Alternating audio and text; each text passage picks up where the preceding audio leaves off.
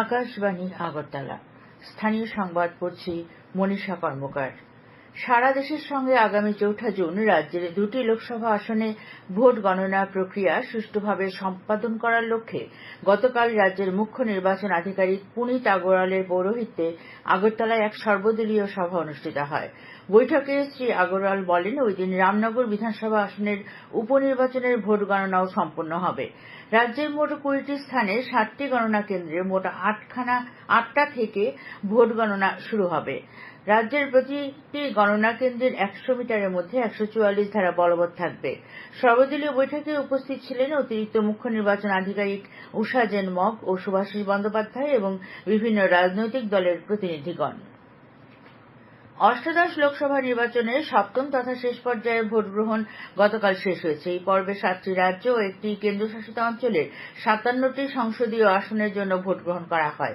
শেষ খবর পাওয়া পর্যন্ত ভোটের হার ৬২.৩৬%। সপ্তম পর্বের নির্বাচনে মোট ৯০৪ জন প্রার্থীর মধ্যে রয়েছেন প্রধানমন্ত্রী ও বরিষ্ঠ বিজেপি নেতা নরেন্দ্র মোদী, বিজেপি নেতা অনুরাগ ঠাকুর, রবিশঙ্কর প্রসাদ এবং কঙ্গনা রানাউত, কংগ্রেস নেতা মনীষ তিওয়ারি ও বিক্রমাদিত্য সিং, আরজেডি নেতা মিসা ভারতী এবং তৃণমূল কংগ্রেস নেতা অভিষেক ব্যানার্জি। উল্লেখ্য, ৭টি পর্বের এই নির্বাচন গত ১৯ এপ্রিল শুরু হয়। মোট ৭টি পর্বেরই ভোট গণনা হবে আগামী ৪ জুন মঙ্গলবার। আগামী ৪ জুন পশ্চিম ত্রিপুরা লোকসভা আসনের অন্তর্গত গোমতী জেলায় ভোট গণনার প্রক্রিয়া নিয়ে গতকাল উদয়পুরে জেলা শাসকের কনফারেন্স হলে গোমতী জেলার জেলাশাসক ও সমাহর্তা কান্তি চাকমার পৌরোহিত্যে সাংবাদিক সম্মেলন অনুষ্ঠিত হয়। উপস্থিত ছিলেন গোমতী জেলার পুলিশ সুপার নমিত পাঠক, অতিরিক্ত জেলাশাসক সুমিত লোধ সহ অন্যান্য আধিকারিকগণ। সাংবাদিক সম্মেলনে শ্রী চাকমা বলেন, গণনার দিন গোমতী জেলায় 4টি বিধানসভা কেন্দ্রে উদয়পুর রমেশ উচ্চতর মাধ্যমিক বিদ্যালয়, অমরপুর উচ্চতর মাধ্যমিক বিদ্যালয় ও করবুক এইচডিএম অফিসে ভোট গণনা নিয়ে বেশ কিছু বিধিনিষেধ জারি করা হয়েছে। গণনা ৪ জুন সকাল ৮টা থেকে শুরু হবে বলে তিনি জানান। তাছাড়া গণনা কেন্দ্রে সংবাদ মাধ্যমের প্রতিনিধিদের আচরণ সম্পর্কেও তিনি অবগত করেন। প্রতি বছরের মতো এবছরও বাবা লোকনাথ ব্রহ্মচারী তিরোধান দিবস উপলক্ষে রাজ্যের লোকনাথ মন্দিরগুলোতে আজ উৎসবের আয়োজন করা হয়েছে। লক্ষ্মীনারায়ণবাড়ি স্থিত লোকনাথ মন্দিরে ১৩৪তম তিরোধান দিবস উপলক্ষে আজ সকাল থেকেই পুজো শুরু হয়েছে। পাশাপাশি রয়েছে অন্নভোগের ব্যবস্থাও। তাছাড়া গতকাল সন্ধ্যায় লোকনাথ বাবার প্রতিকৃতি নিয়ে একটি মিছিল শহর পরিক্রমা করে। এছাড়া সম্প্রতি রক্তদান শিবির ও বৃদ্ধাশ্রমে ফল মিষ্টি বিতরণ করেন মন্দির কর্তৃপক্ষ। ত্রিপুরা পুলিশের ১৫০ বছর পূর্তি উপলক্ষে গতকাল সাবরুমের অটো স্ট্যান্ডে প্রয়াস কর্মসূচি অনুষ্ঠিত হয়। কর্মসূচি অনুযায়ী বাল্যবিবাহ বন্ধ করা, নেশার কবল থেকে যুব সমাজকে রক্ষা করা এবং সড়ক সুরক্ষা আইন সম্পর্কে সচেতন করা হয়।